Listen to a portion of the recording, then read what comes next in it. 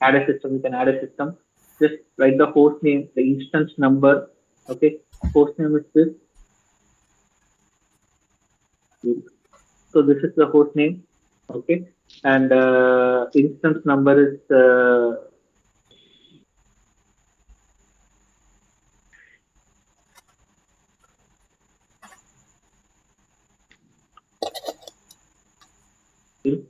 HTTP00, which means that the instance number is 00. Okay, then you have to choose whether it is single container or a multiple container. Single container is for SAP HANA 1.0 version. Okay, we have two type of version.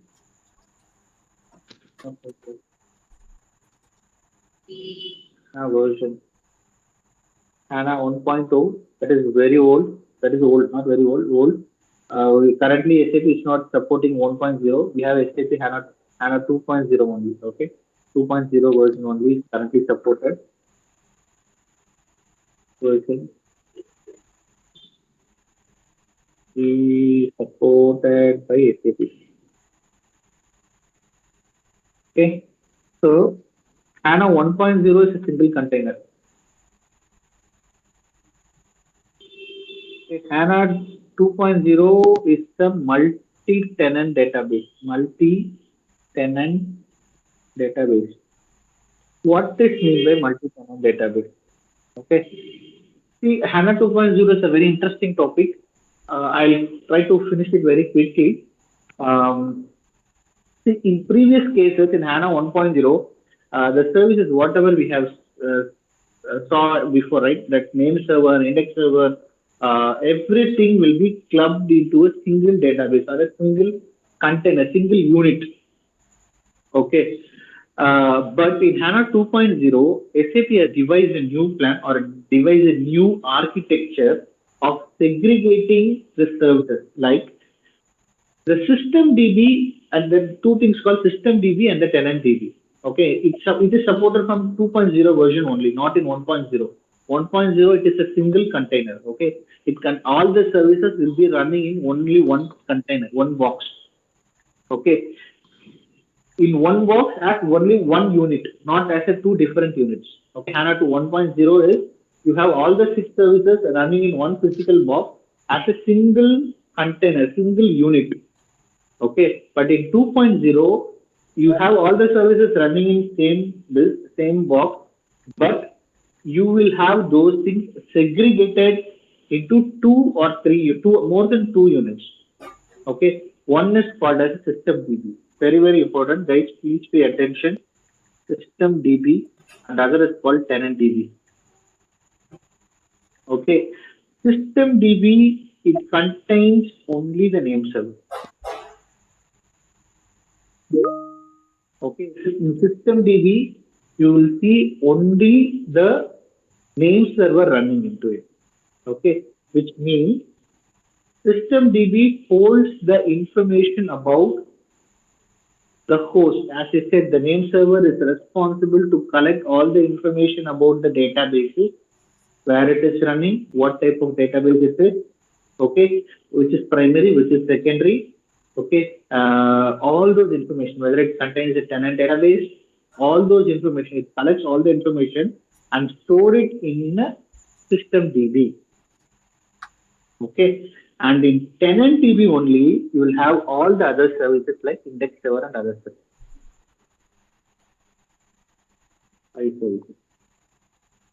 Okay, the reason of segregating this is it is just like different clients available in the same SAP system, just a logical grouping. Okay, just a logical grouping. Say for example, in one HANA database, in HANA 2.0, say for example, in HANA 2.0 version, I can have one system DB and 10 tenant DBs. Okay, those 10 tenant DBs, each and everything I can connect it to the different applications. Say for example, tenant 1 can be used for SAP ECC application. Tenant 2 can be used for SAP BW application. Tenant 3 can be used for SAP HRM. Tenant 4 can be used for IRCPC. Tenant 5 can be used for insurance. So like this, just for an understanding I'm saying, okay. So each and every tenant can be connected to the different application, but all these things are available in one physical database code. Is it clear, guys? On one physical database, you have system DB and tenant DBs. Okay, system DB it is available in one physical. Assume that one physical big host. Okay, one physical big database host. On the same physical host, you have one system DB and you have 10 tenant DBs. Okay, those 10 tenant DBs can be connected to any of the 10 applications. Any of the 10 applications. So what is the need for having these things? I think it sounds so crazy. Why we need to have one physical database and 10 tenant database? What is the need? What is the purpose? Okay, why they devise such a different architecture? What is the need? Okay, that question. The answer is, say for example, if I have 10 applications like SAP ECC, SAP BI, CRM, SRM, internet banking, pharmaceutical, insurance, finance, everything. Okay. So for each and every application, if I have 10 different physical hosts, then the total number of the servers will be 10 plus 10, 20. Is it clear? Because I have 10 application server, 10 different application server, plus 10 different DB server. So it is 20 DBs. Okay. So, for example, if you want to maintain it, the cost for maintaining the 20 servers will definitely be higher. Okay, so for that purpose only, SAP has devised a plan to create one physical DB host. Okay, but different tenants, you can have 10 different tenants available. Not only 10, you can have n number. Okay, depends upon the DB size. So 10 different tenant databases, it connects to the corresponding application store. So in this case, you have 10 application servers plus only one database server. So it is only 11. So the cost for maintaining this 11 server will definitely be lesser than the cost for maintaining the 20 servers. So it actually reduces the 10 physical servers. 10 physical server jobs are completely reduced. It is called as TCO, total cost of ownership. They call it as TCO. It reduces the total cost of ownership. Okay, so that is the purpose they have created system database and tenant databases. Okay, luckily in Carhartt, whatever the system that I have shown you, there is only one system database and one tenant database, which connects to the ECC application server. That's it. Okay, but it's also possible for me to create another tenant database on the same host, which can connect to some other application. That is also possible. Okay, is it clear, guys? Any questions you can ask? Yes. Yes, sir. Okay, perfect. Why I have mentioned this mode. If it is HANA 1.0, you have to use single container. If it is HANA 2.0, you have to select system database or tenant database. Okay. If it is a tenant database, the corresponding name, ED1, CD1, whatever we have shown here, right? That needs to be chosen over here. And the small description, if you give next, it will ask for user ID and password, then finish it. That's it. Okay. Just hold on 1 second.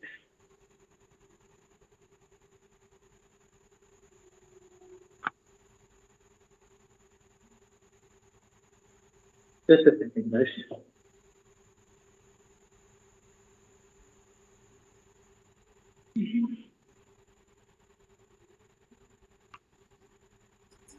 Okay. So here, as I connected to the ERP the development database, here is the HANA Studio. I have created 2 entries. Okay, 2 entries. You can see the difference, like system DB at HD1. System DB at HD1. And another one is ED1 at HD1. HD1 is nothing but a HANA database. Physically, what we have seen it over here, right? This one.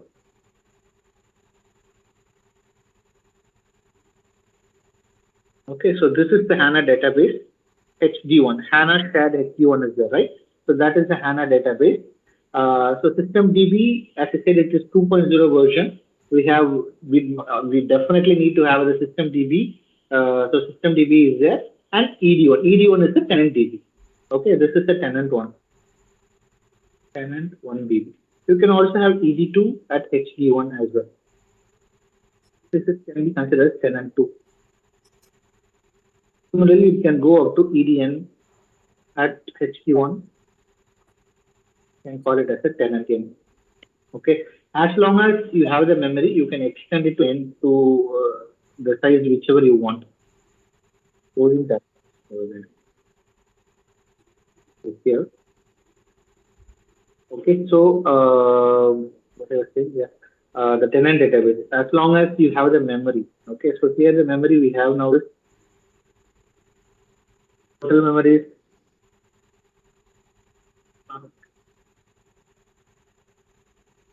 250 gigabytes is there, okay? 251 gig.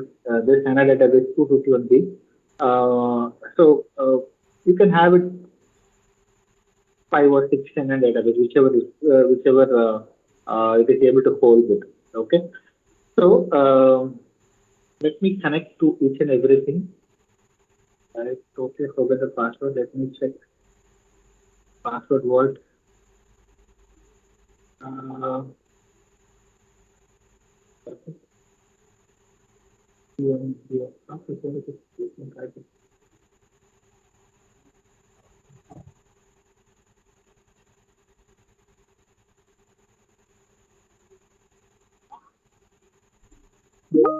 Okay, but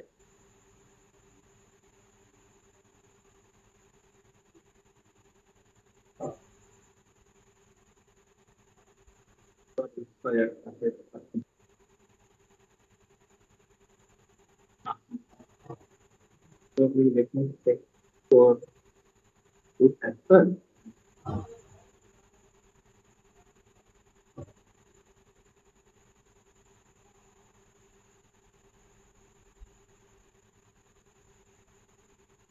Okay.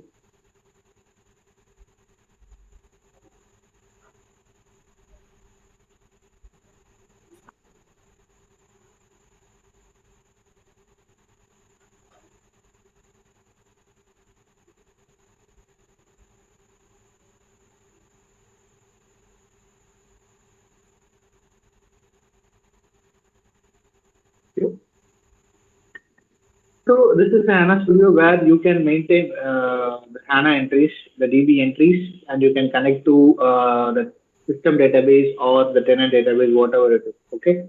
So system database can be mainly used for the administration purposes. Okay, administration purposes in the sense when you want to start the database or stop the database, you can do it from the system database. Okay. So let's see the configuration. Okay, open administration. It is just a plug and play studio, guys. You can just right click and you can see all the related information except for starting and stopping. Okay, so don't start or stop whenever you get an access. Okay, you need to get to know about what are all the options available. So when you just right click it, I think it's refreshed over here. Just hold on. Okay. So when you right click it, it shows you open administration, start, stop, restart, the system replication, backup, what are all the backups available, current backup available, security, SQL console. SQL console is where you run the queries. Okay. HANA modeler. HANA modeler is not used by basis, guys. Technically, HANA developers can use this HANA modeler. You can add the same system with a different user. Currently, I'm connected with A. Ponusamy user. Okay.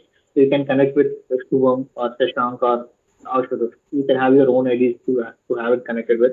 Okay, log off, refresh, and other properties. Okay. So the main thing that we always see here is the open administration. Okay. Go to the system database, configuration and monitoring, open database. Okay, so here you get all the information related to the database. You can see it here. You need not log into the database to see it here. Okay, but anyway, from basis we Hello, need to know Arun. about. Yeah. Your screen is not moving. Please reshare it. Okay, I'll restart. Okay, hold on.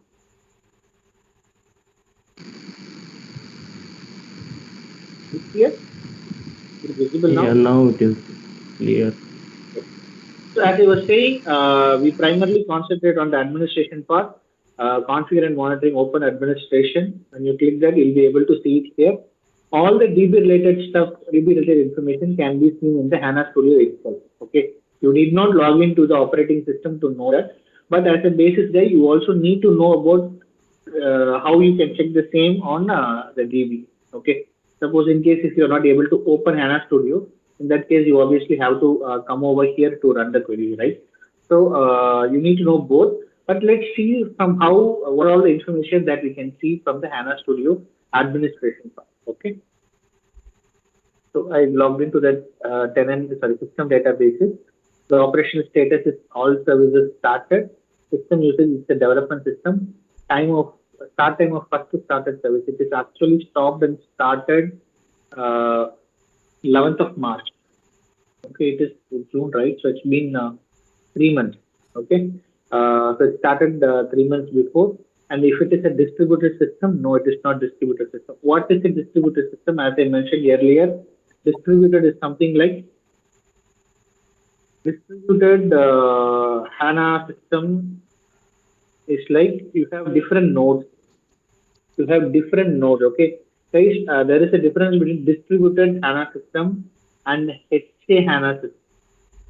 Okay, I'll tell you what this is. HA HANA system is like you have primary node, secondary node,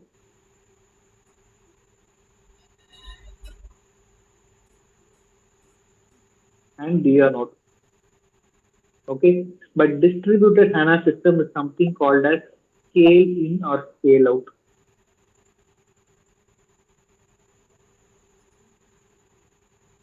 Scale out. Okay, I'll tell you what scale out is first. Okay, for example, here we currently have 251 gigabytes of memory.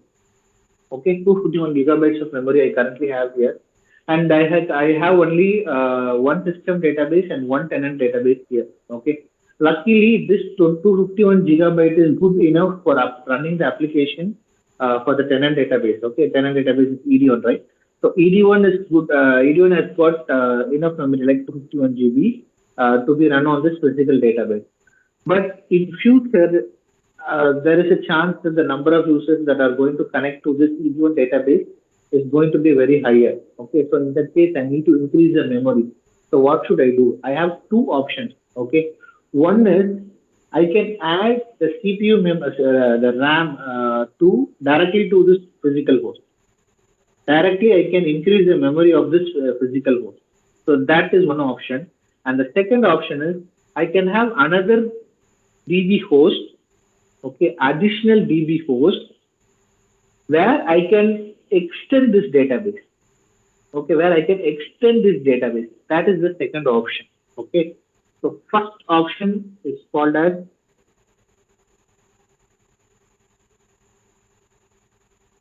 scale in is called as upgrading the existing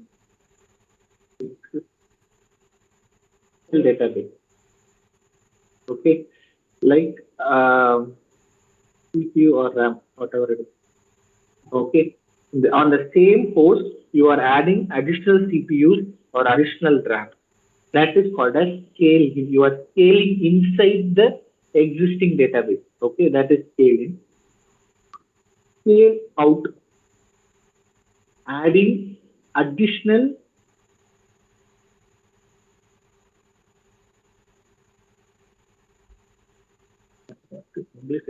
and adding additional DB service. Okay, or additional DB services. That is called as a scaled out. Okay, this scale out is called as a distributed HANA system. This scale out is called as a distributed because your HANA system is distributed. You are having, just like how you are having 10 application servers, you are having 10 different DB servers. Okay, but if you have 10 DB servers, you can still call this as a primary because this is first installed.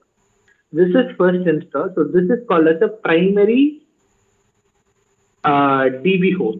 Okay, then other servers are called as an additional DB nodes, but that is entirely different concept of this primary node, secondary node. It's not a secondary node. You should not call the other DB applications, the other DB system as secondary node. Secondary node is entirely different. Secondary node is entirely different. Okay, scale in and scale out, or this is scale out is called as a distributed HANA system where you have an additional DB server. Okay, but secondary node is not called as a scale out system. Okay, that is entirely different.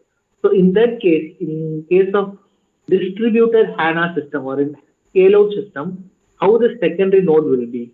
Secondary node will be collectively called as the next set of two servers. Say for example, in my distributed system, if I have 3 DB servers, not 3, let's have 5. Okay, 5 DB servers are there. Okay, so the secondary node will also have another 5 servers. Leader node will also have another 5 servers.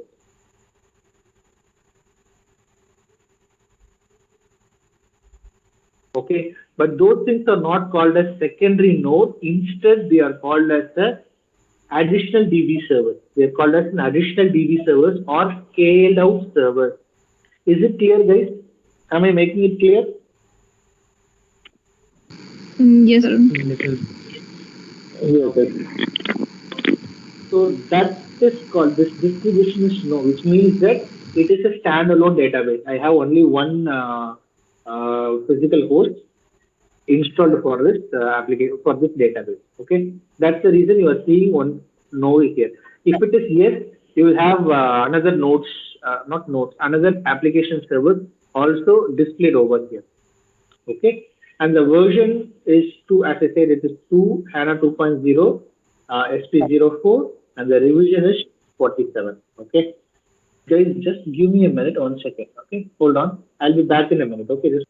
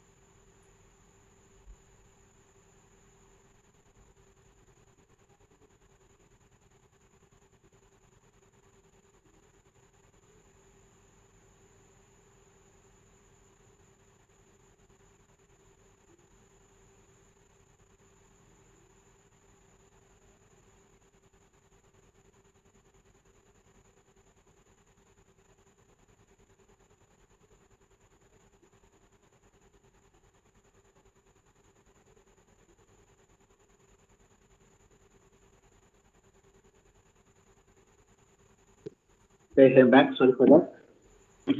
So as we are seeing the version, okay, so we were looking into the version. So version 2.0, the same command you can see it here as well. Okay, HP1 ADM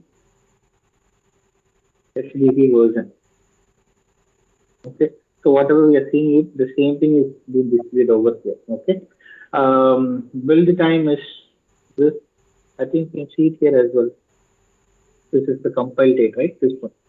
Build time is displayed as, and platform is to say Linux server. We also have another platforms like Red Hat. Red Hat is also there, okay? And even we have IBM designed hardware architecture for SAP HANA, okay?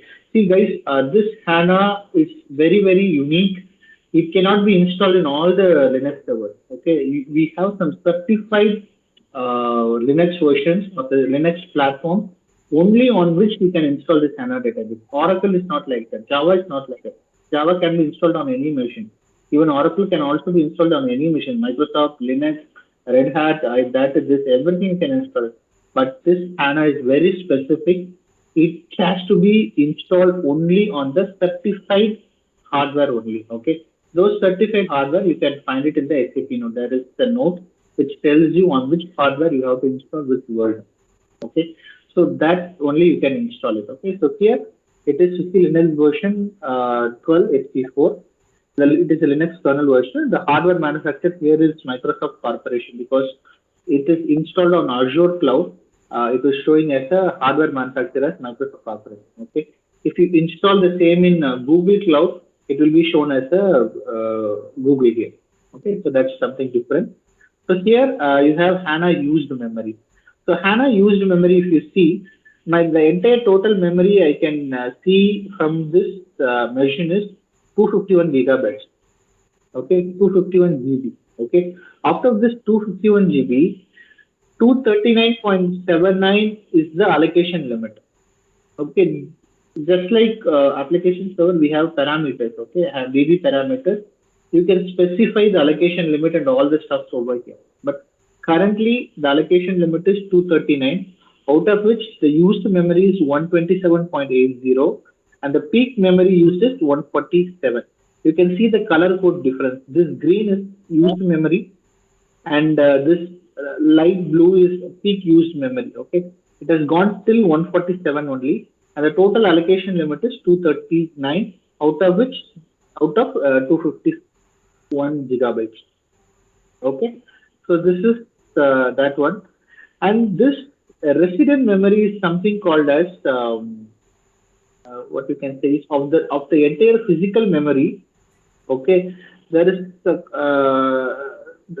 total resident is called as the actual the max peak used DB. Okay, say if the system is very heavily loaded, you will reach the total resident memory. Okay, so here the light green will be it will go till at the end. Okay, so that is total resident, and the DB resident is the actual DB installed, right? The DB installed space is only 27.2 GB only. Okay, that is the reason it is showing less here. But we typically look for used memory and the peak memory. When you monitor the HANA database, you typically look for the used memory and the peak memory. That's it. Okay. And the CPU usage, we have 2 CPUs, out of which it is very lessly used, so you don't have to look in for here. If you click there, you can go and see the CPU memory, used memory, peak memory, and all the other information regarding this here. Since I connected to the system DB, I am seeing only the name server. Okay, name server, compile server, those are additional servers. But typically, since you connected to the system DB, it's showing as a name server only. You don't find the index server here. Okay, if you want to see the index server, you have to connect to the tenant database. Tenant database, right click, go to the open administration.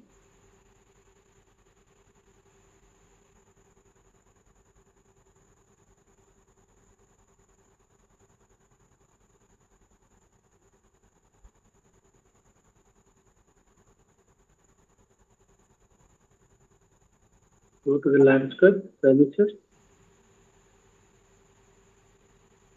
So here I can see the index server. Okay, if you see the index server is holding slightly larger memory than the other things. The reason being is it holds the memory. It actually holds the memory. Okay, so the used memory, peak memory, allocation memory. This is the process ID, and when it is started, this is the port number 30043. This is exactly what you have seen over here. PD info.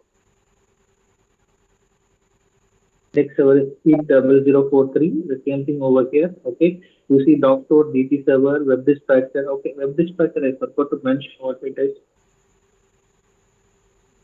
Web dispatcher is something like it was just like an ICM.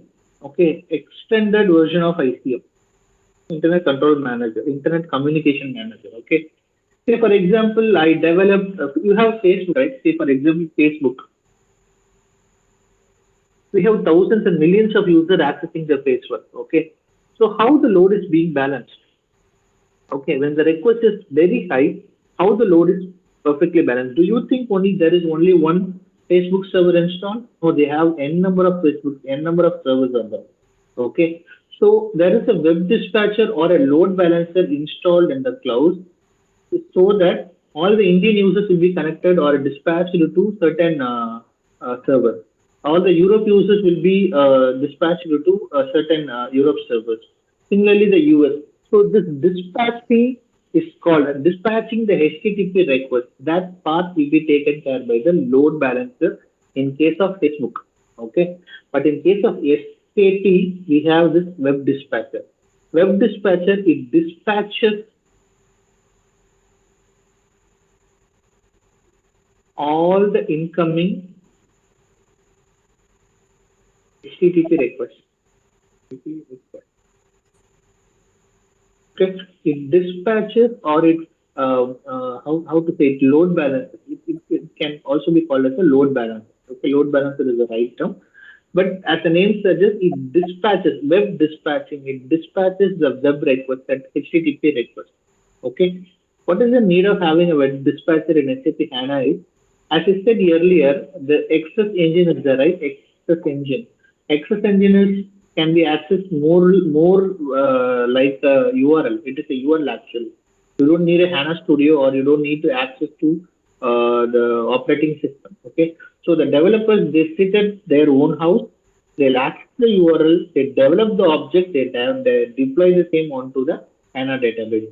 So in order for them to connect to the database, we have a web dispatcher connected or by defaultly it is installed on the database, HANA database. Okay.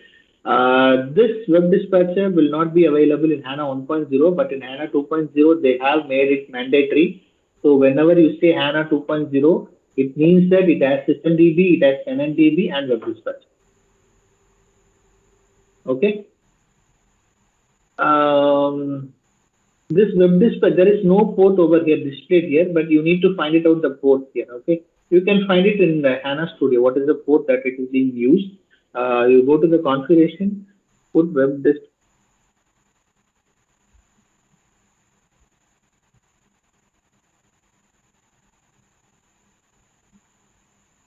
port.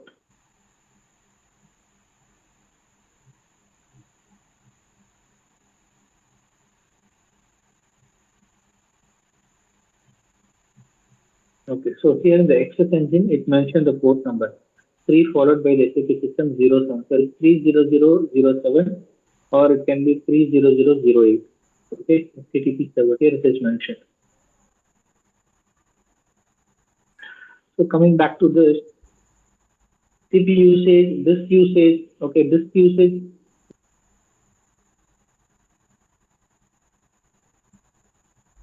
Second guide.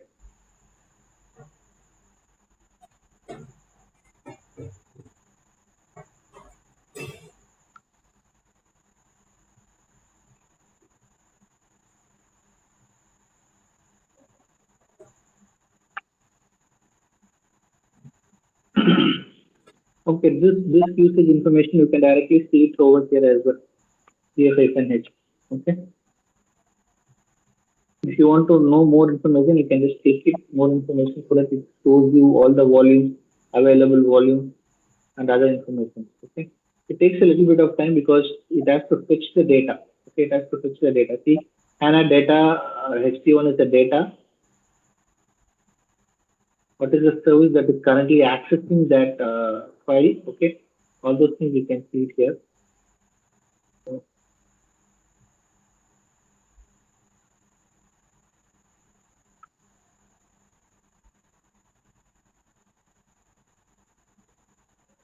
So as I was saying, this data logs, okay, has HANA data, HANA log, and all this information. What are all the services they are using? What is the total disk size? And all those information are displayed over here. Okay, it's the same thing, almost the same thing what you see in DSI at the operating system. Okay, and then let's go to the landscape. It shows you the list of it lists out the available services both in system and tenant databases. You can see it here. Okay, so tenant database will have additional servers like index server, doc store, DP server, okay, data processing server. So we have a lot of other stuff over here as well. And host, it shows you only one host because it's a development box. So if it is a production server, you can see three servers like Node A, Node B, and DR server, right? I was saying like so those things we can see it over here. And redistribution, it's nothing is stable partitioning is not performed on this, so you'll not be able to see it here. Redistribution is nothing but say, for example, if the table has grown more than 250 GB, okay. In this case, the total memory itself is 251 gigabytes, okay. So say for example, if one single table has taken 200 GB now, then obviously there is no space on this physical host. So you have to scale out that table, okay? You scale out the database. So when you scale out the database, you split the table into partition and you put it on the second node, not on the second node. You call it as the additional DB server, okay? So if you have done it, then probably those information can be seen over here. Unfortunately, we have not done in this case. That's why you're not able to see anything over here.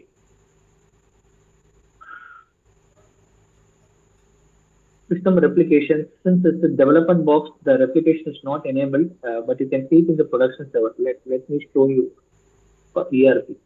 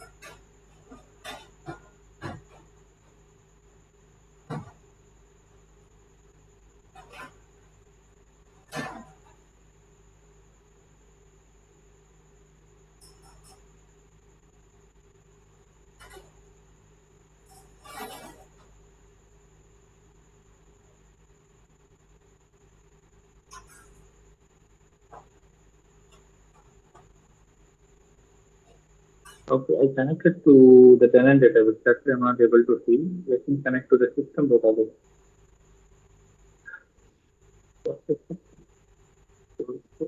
One.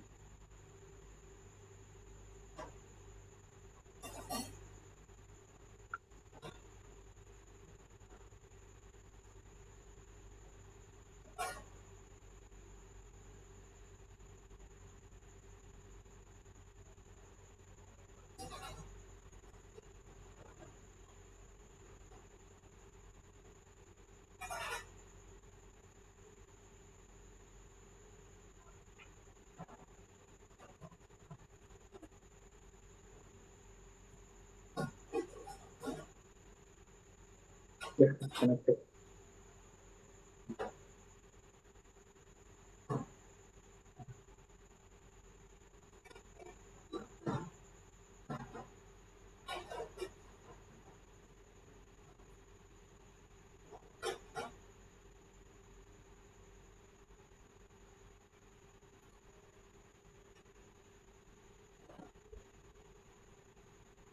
So system replication, as I was saying, we have the primary node, secondary node, and the DR node, right?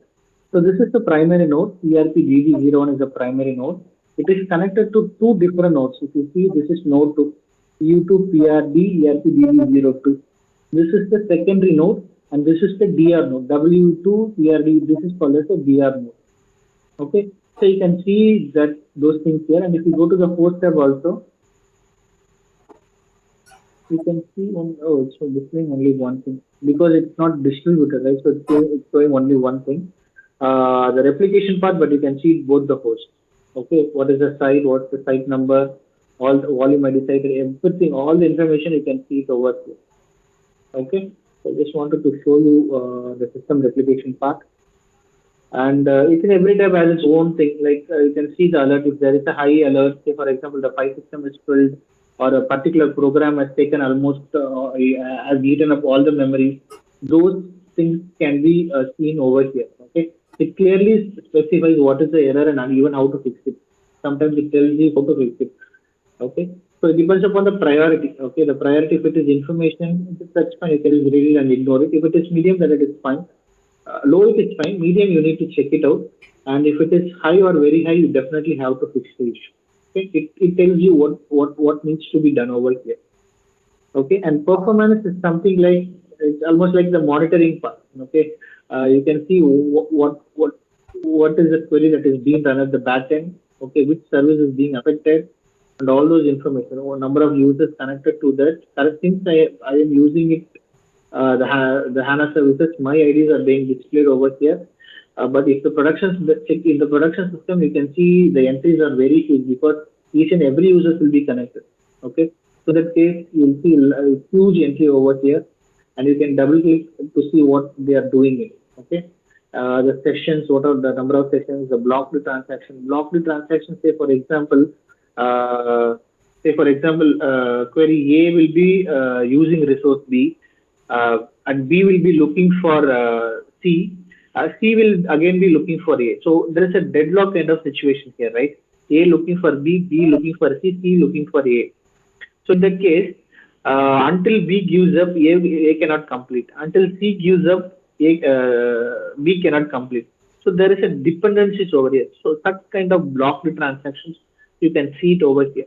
Okay, SQL plan cache, expensive statement rate. Okay, so expensive statements are nothing but, as the name says, it consumes, it eats up almost all the memory of the physical HANA database. Okay, so those traces can be seen over here. Luckily, this is a development box. You are not seeing it anything over here.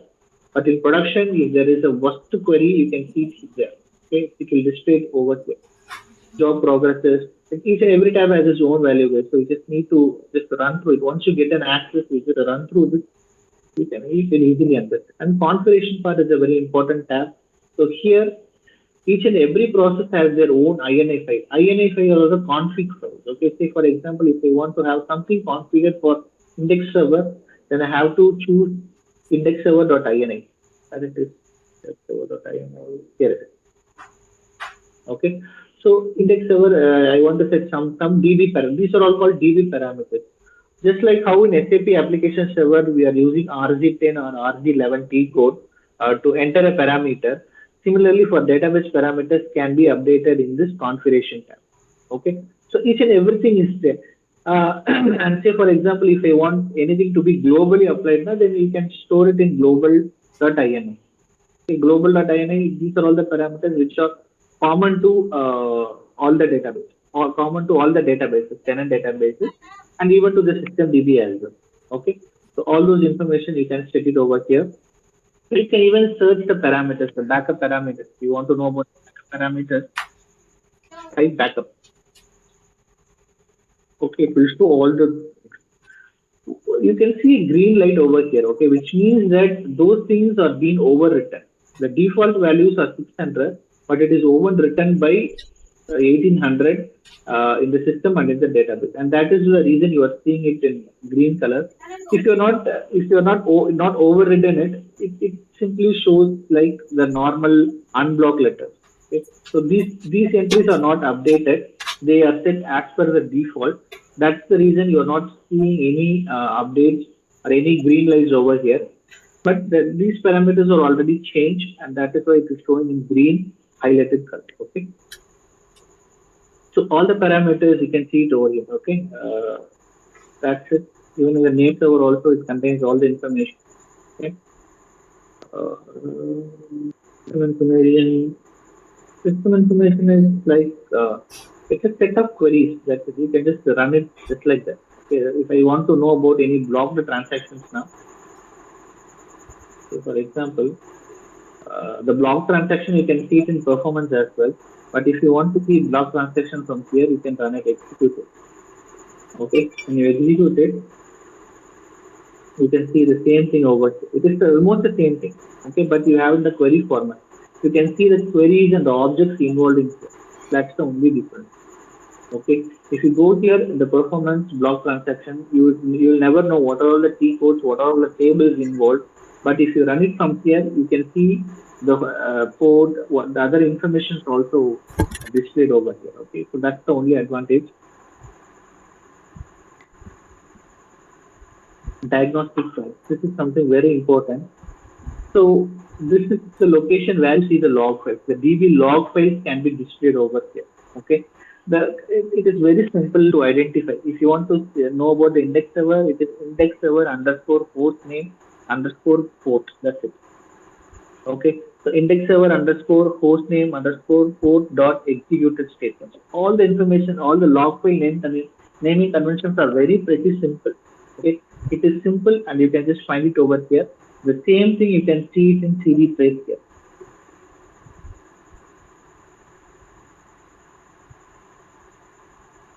Okay, these are the exact files. These are all the files that are seeing it over here.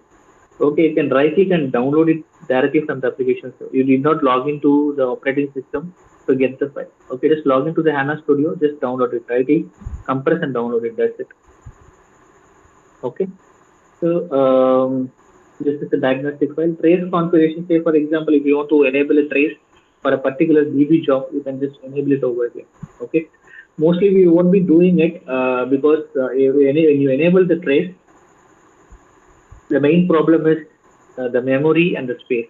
Okay, trace will collect almost the detailed information will be traced. Okay, so obviously you need to have the file system space allocated for that.